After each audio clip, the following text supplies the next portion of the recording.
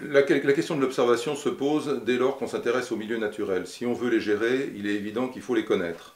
Alors il y a deux moyens de connaître un milieu naturel, c'est la bibliographie, c'est-à-dire on lit, on regarde la littérature scientifique, et ça c'est l'objectif de tous les ingénieurs, de tous les scientifiques qui travaillent à Épidore. Mais il y a surtout un deuxième impératif qui est essentiel, c'est d'aller sur le terrain.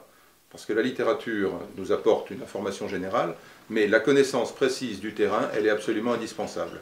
Alors cette connaissance-là, on va la chercher. On va la chercher à travers des analyses d'eau, on va la chercher à travers des observations de terrain, du descriptif précis. Et quand je dis précis, ça veut dire que l'on va mettre les bottes, on va mettre les waders, on va aller chercher une information extrêmement précise. On peut même aller chercher cette information en plongée, pour aller voir comment finalement est fait le substrat, comment est fait le fond de la rivière, comment fonctionnent les poissons à l'intérieur de cette rivière.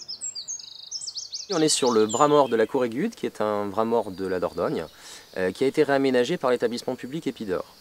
On vient ici réaliser une bathymétrie, ce qui va nous permettre de connaître les profondeurs de la Couanne, ainsi que sur les travers, c'est-à-dire de la berge gauche à la berge droite.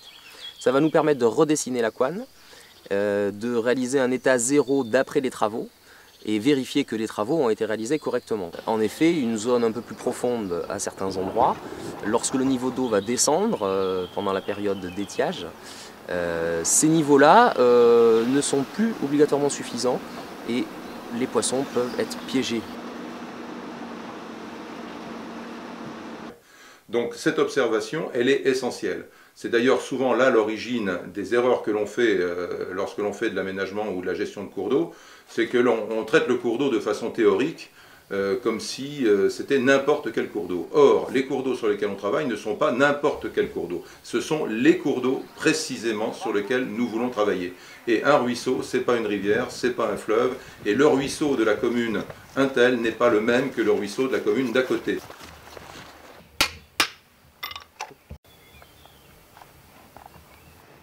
Alors on effectue ces mesures de débit pour par exemple lorsqu'on pose des échelles limnimétriques pour effectuer le tarage de l'échelle, ce qui va nous donner par exemple une correspondance entre la hauteur de l'échelle et le débit dans le cours d'eau.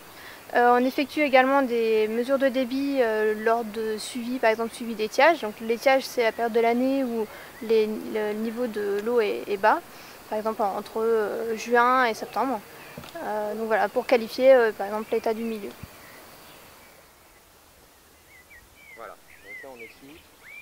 Alors pour l'érosion, on a dit 15 mètres. Donc il faut aller voir. Et c'est ça le métier de l'observatoire, c'est d'aller voir concrètement sur le terrain ce dont on parle, ce sur quoi nous allons travailler, pour ensuite faire cette espèce de mixte absolument indispensable entre une connaissance parfaite du terrain et puis la littérature scientifique, pour être certain que ce que l'on va recommander ou ce que l'on va faire sur le terrain ne soit pas hors contexte scientifique, mais soit par contre très adapté à la réalité du problème que l'on a à traiter.